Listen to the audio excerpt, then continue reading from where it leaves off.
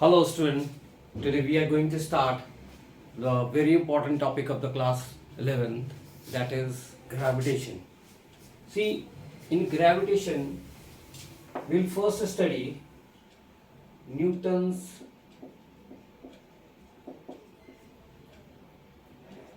law of gravitation. See, it is one of the most important aspects of physics. See, he said that let us suppose there is two body m1 and m2 and distance between them is r.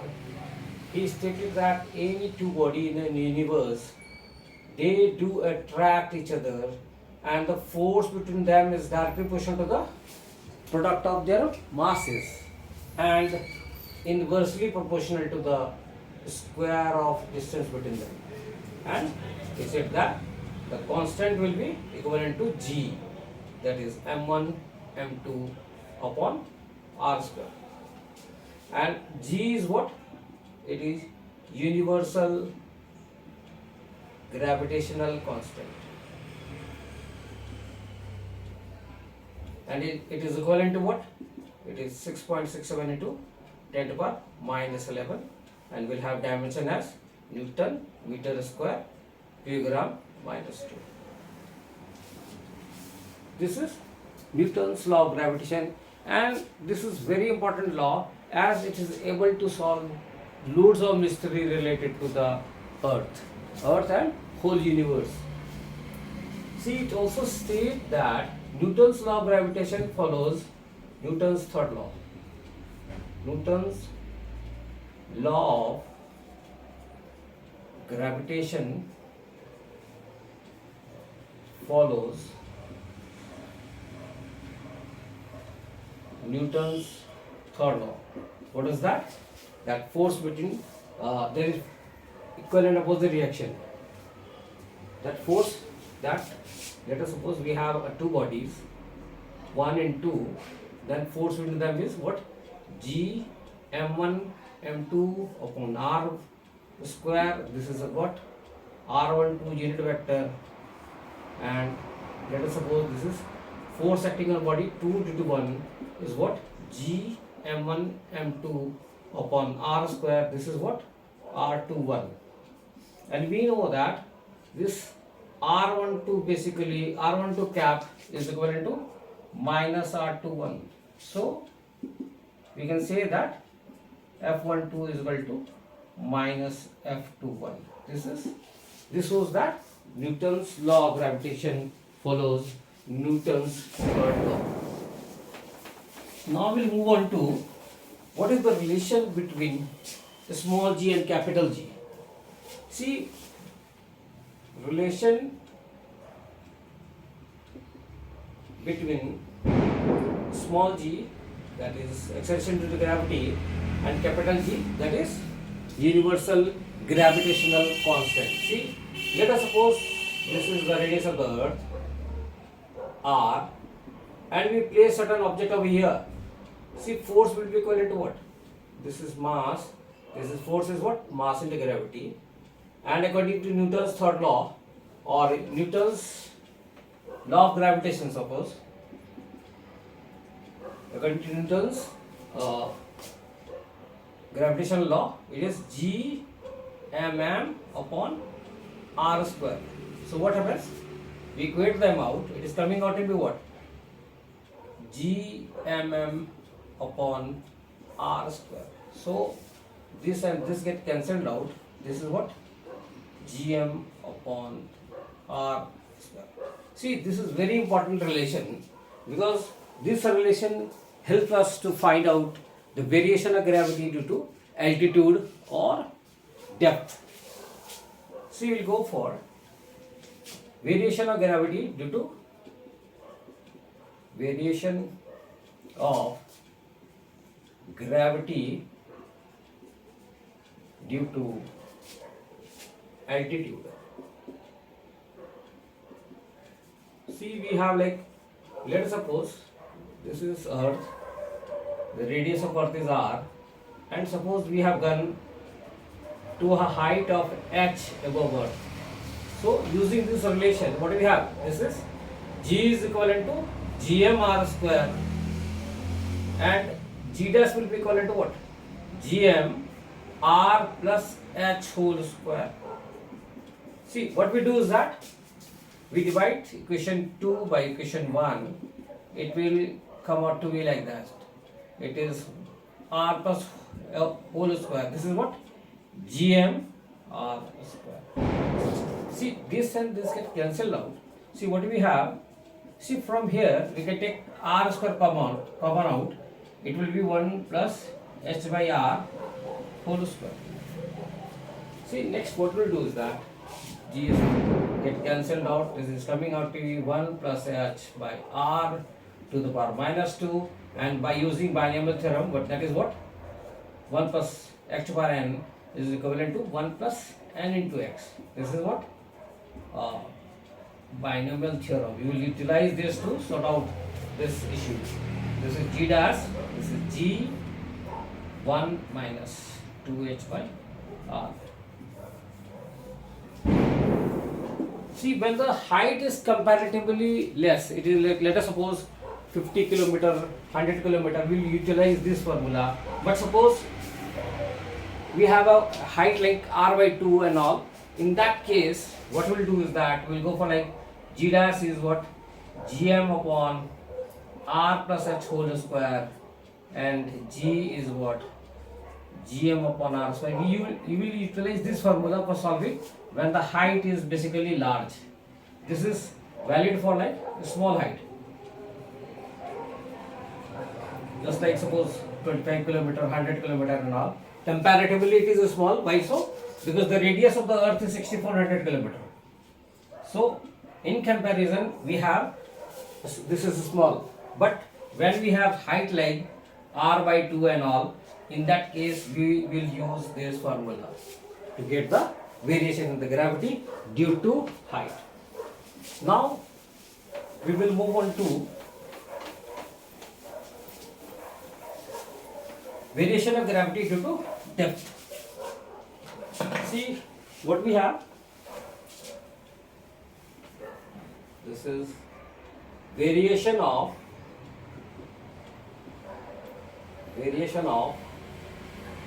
gravity due to depth. See, when we go inside Earth, let us suppose this is the radius of Earth, and we go down deep by distance d. See what will happen in that case. This is the radius of the Earth, capital R, and this is the depth d. So when we go inside, then only this mass will contribute toward the value of gravity. How come? See, we have the relation G is what? It is Gm upon R square, and when we go inside over here, inside Earth, with the distance d, it is Gm dash upon R minus d whole square. See, this m dash is what? M dash is this mass. We will calculate it out. How much it is? This is m dash will be equivalent to what? Volume of this mass, because we know that Earth is a spherical in shape. The m dash will be 4 by 3 pi r minus d whole cube, and density will be what? M upon mass of Earth divided by volume of the Earth. So it is coming out to be what? M r minus d whole cube upon r cube. This is the mass which is over here in this part. So the value of G dash upon G is like G upon r minus d whole square. What we have m dash as? This is m r minus d whole cube upon r cube. Then we have divided by G m upon r square. See what will happen. This and this get cancelled out. This what we have. This is Gm by r square. This is what? G dash. This is r minus d whole square. This is G dash. This is G. This is r minus d divided by r. It is coming out to be 1 minus d by r. So what we get is that g dash is g 1 minus d upon r. This is what we had. This is gm by r cube. So we are left with this. It is clear? Means in the both the cases, either we go above earth or we go inside earth, there is decrease in the value of the gravity. Then comes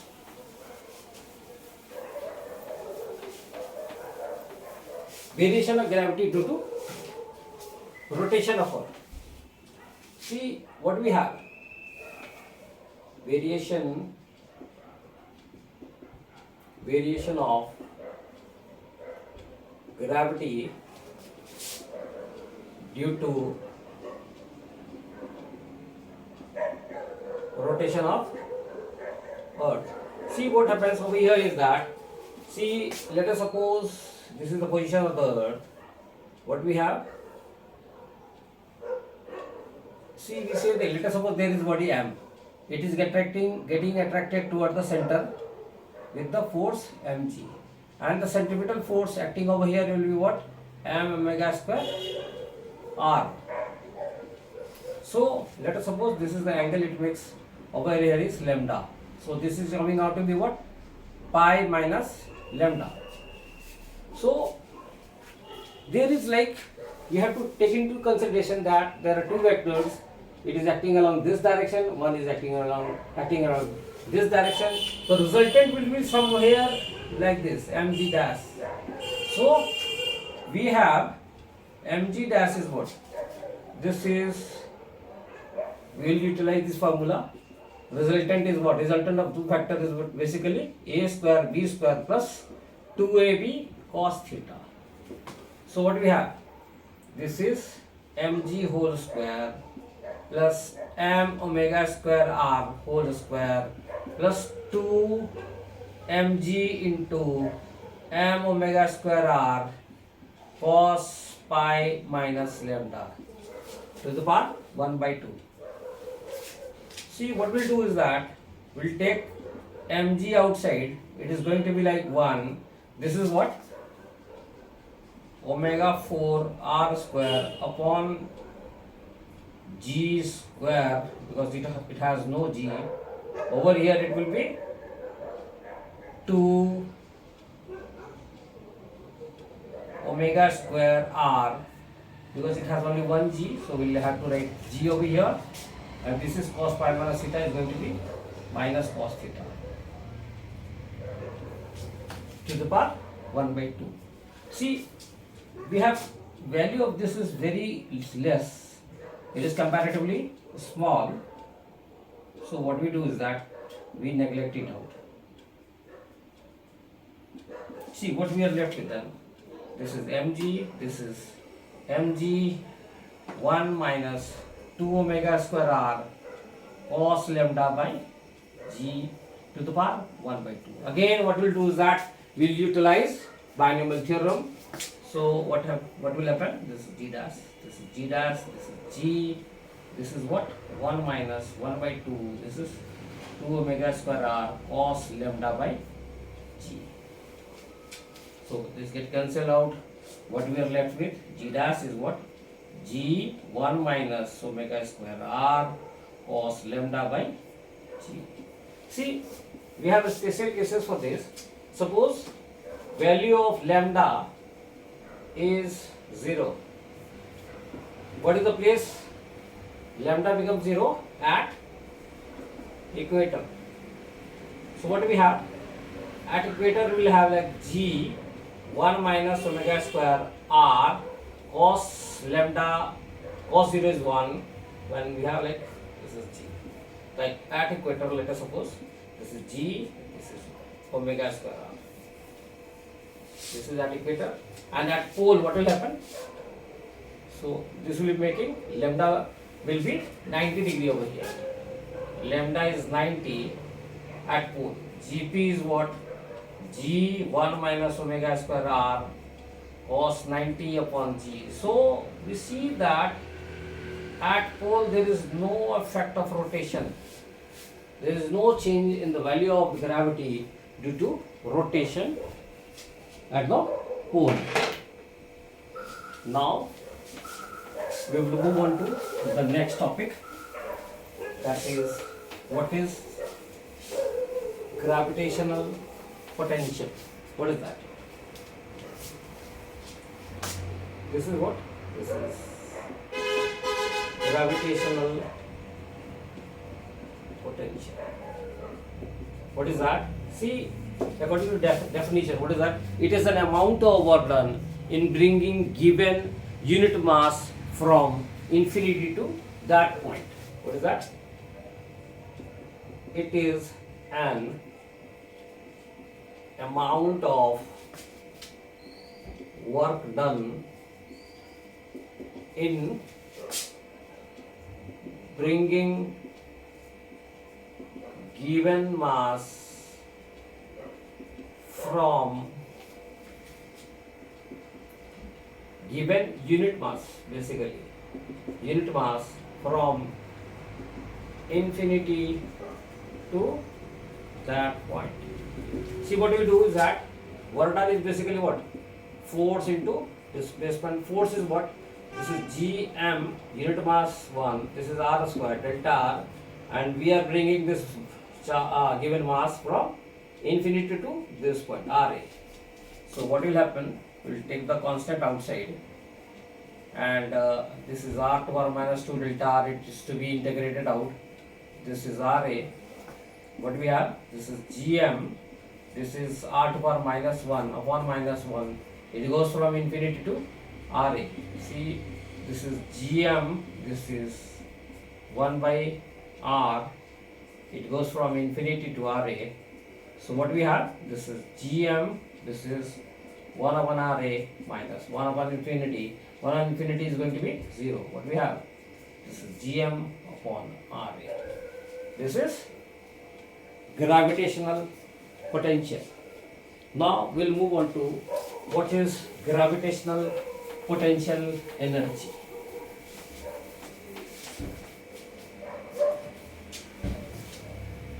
See what we have?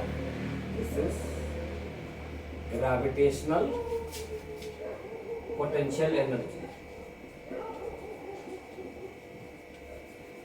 See, we say that the difference over here will be given a mass from one point to another. We say that it is an amount of work done in moving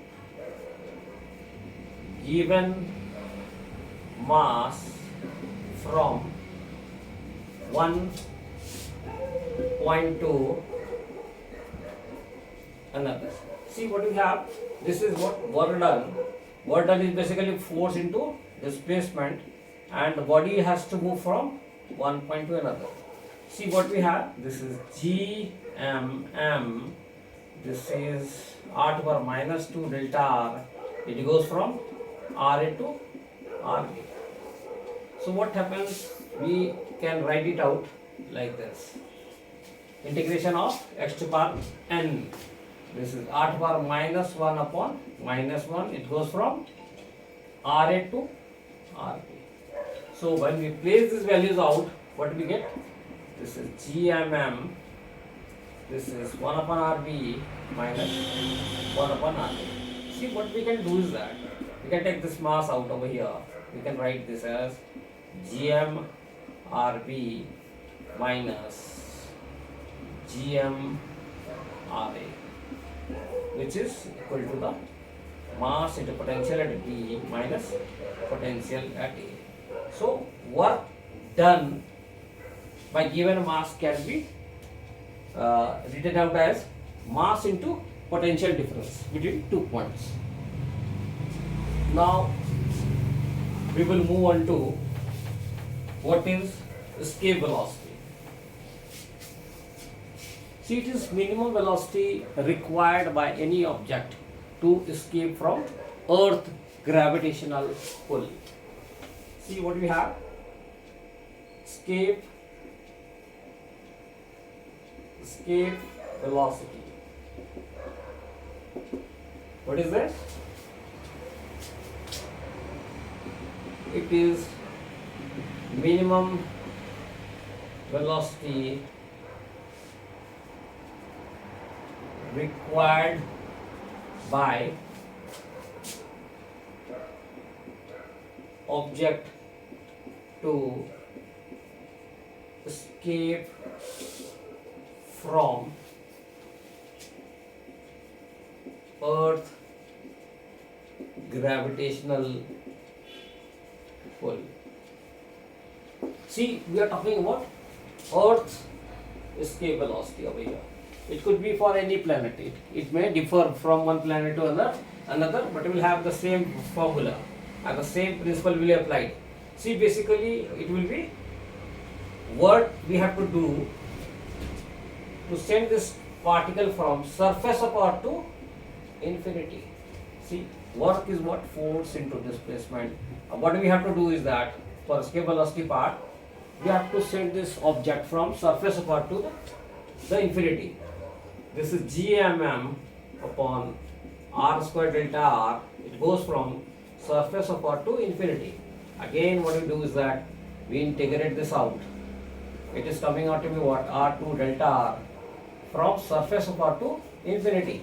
See, same integration is being applied everywhere. That is x to the power n is what? X to the power n plus 1 upon n plus 1. We need not to worry about the integration part because only single formula is helping us out to solve all the problem. It is moving from r to infinity. So it is coming out to be what? It is minus gmm. This is 1 upon infinity minus 1 upon r. So 1 upon infinity is 0. What we have? See, this much amount of work is to be done by body to escape from Earth's gravitational pull. See, who will do this work? See, when we fire a rocket over here, what happens? We supply a kinetic energy. It has kinetic energy that is equivalent to what? Half mve square. So what we do is that we create this out. It is half mve square, and this is what? Gmm upon r. So this and this get cancelled out. We are left with what? 2 gm upon r. This is the escape velocity, and it can be also be written out like this. We know the relation. This is gm for any planet. Gravity is this. So what we have? This is 2 by r, and this is gr square. So this gets cancelled out. This is 2 gr. So suppose we want to know the escape velocity for any planet. It will be the root of twice of the gravity of that planet into radius of that planet will give us the escape velocity for that respective planet. Now we'll go for the important topic, that is basically related to the launching of satellite. See, we see that, see how this works. Let us suppose we are at surface of Earth at a certain height. When we throw a certain object horizontally, what will happen? Due to gravity, it will fall back to the Earth. Again, with greater velocity, suppose we say now it is coming out to be like that. But suppose we give so much velocity, that is, though it is trying to fall, but it won't reach the ground. So this is the principle for the launching of satellite. What we do is that we send the rocket to a certain height and then we give it a horizontal push. So first what we are going to do is that, see, we need to know the velocity, the kinetic energy, the potential energy, total energy, binding energy, height of satellite, time period of satellite. How to know and how we will be able to derive it out. See, there was two forces over here. That is, force was along this axis is what? Force is gravitational force. This is G mm upon, this is small r, because this small r will contain capital R plus h. So this is first, and second one is what? Centripetal force. This is mv square by r. See, what we do is that we create this out. mv square by r. This is what? gmm upon r square. This get cancelled out. Velocity is coming out to be what? Root over gm by r. This is the velocity of the satellite. It is equivalent to universal gravitational constant, mass of that planet, and distance of the satellite from the planet. Now we go for kinetic energy. See, kinetic energy is basically what? Half m v square. So what we have? This is half m. This is gm by r. Now what is potential energy? We have derived on earlier that potential is what? gmm upon r. This is potential energy, and when we go for total energy, then basically it is sum of kinetic energy plus potential energy. We know that kinetic energy is how much? This is gmm upon 2r. Potential energy is what? gmm upon r. So the sum of it is gmm upon 2r. Now we'll go for like binding energy. What is that? See, binding energy of satellite is basically, it is minimum energy given to satellite so that it escapes from Earth's gravitational pull. And it is equivalent to what? What is that? It is minimum energy given to satellite so that it escapes from Earth's gravitational pull. See, it will equivalent to what? The positive value of the total energy is basically our binding energy. Now, what is the time period and the height of the satellite?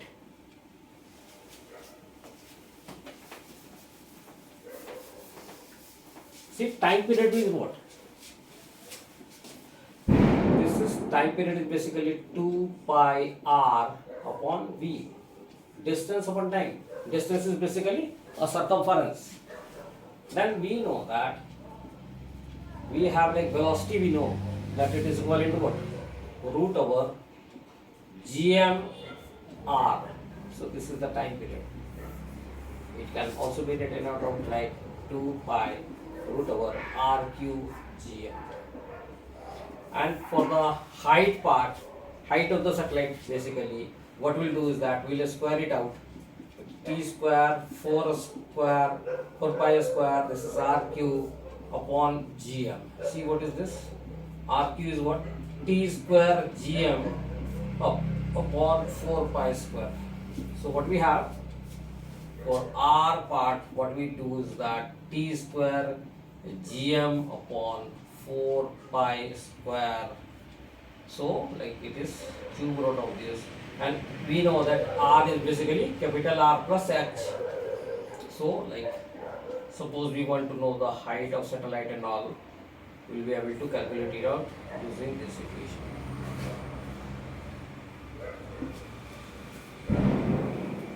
It's clear? See, it helps us to find out the height of geostationary satellite. What we'll do is that we'll place the value of time period, that is 24 hours over here, then we'll get the approximate value, that is basically approximately 36,000 kilometer, because that is the height at which there is synchronous motion between Earth and that particular planet. It will go along with the Earth. So we'll be able to view the light telecast and all with these calculations. You can get that. Now we'll go for Kepler's law. See, it is very interesting law. it helps us to give the relation between the time period and distance from the sun of all the planets. See, what is Kepler's law of planetary motion? What is that? Kepler's law of planetary motion. What is that? See, we have Kepler's first law. This is sun. This is any planet. It says that every planet revolve around sun in elliptical path. What is that? Every planet revolve around sun in an elliptical path with sun at its one of its foci. Basically, we know that basically ellipse has two focus.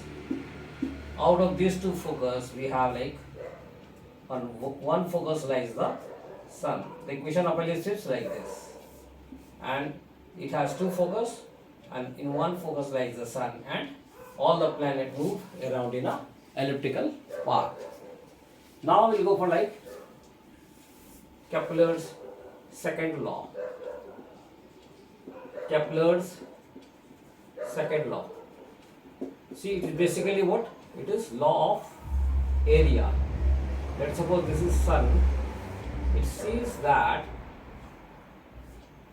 this is, let us suppose P1, P2. This is what? S1, S2. See, it says that line joining planet to sun carves out equal area in equal interval of time.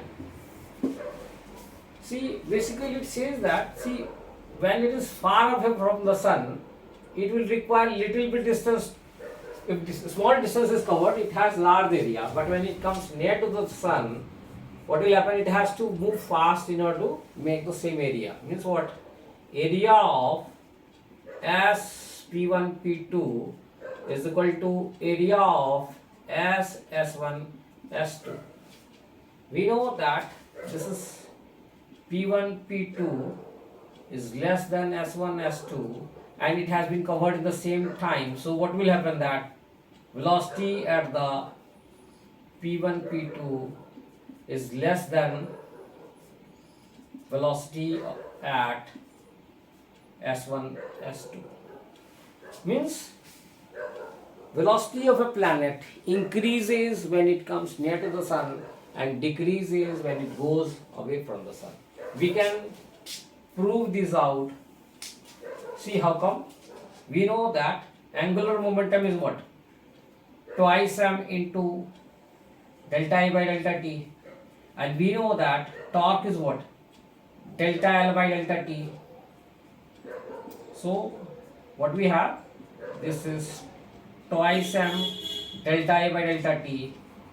And we know that if no external torque act on the system, the torque is 0, means what? 2m into delta A by delta t is going to be constant, because we know the differentiation of constant is 0. See, mass we know that it is constant, so it is obvious that delta A by delta t is constant. Means aerial velocity is constant for every planet. Means line joining planet to sun carves out equal area in equal interval time. That's it. Now we'll move on to Kepler's third law. What is that? See, it says that T square is the equation to RQ. This is T square is means time period of a planet to revolve around sun is directly proportional to the cube of distance between planet and sun. Now we can prove this out. How come? See, we know that centripetal force is what? Equal to the gravitational force. This is mv square by r. This is gmm upon r square. Clear? See what will happen? Mm get cancelled out. We know the v is what? Omega r. V omega is, we know, is equivalent to 2 pi by t into r. So when we place this value over here, this is 2 pi by t into r. This is whole square, and this is r. This is what? Gm by r square. See what will happen? This and this get cancelled out. See, this is what? 4 pi. This get multiplied, it becomes r cube. This is gm. This is t square. So these are basically constant. So we are getting t square is that proportional to the r. Means for any planet we have like the square of time period or revolution of planet around sun is directly proportional to the cube of distance between planet and sun. This is Kepler's third law. We have learned loads of things related to the gravitation, and we'll try to do few more things in the next topic. Thank you for today.